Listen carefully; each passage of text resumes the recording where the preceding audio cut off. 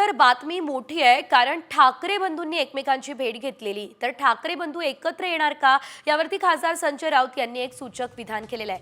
काल लग्नानिमित्त ठाकरे कुटुंब एकत्र आलेलं होतं, याचा नक्कीच आनंद आहे.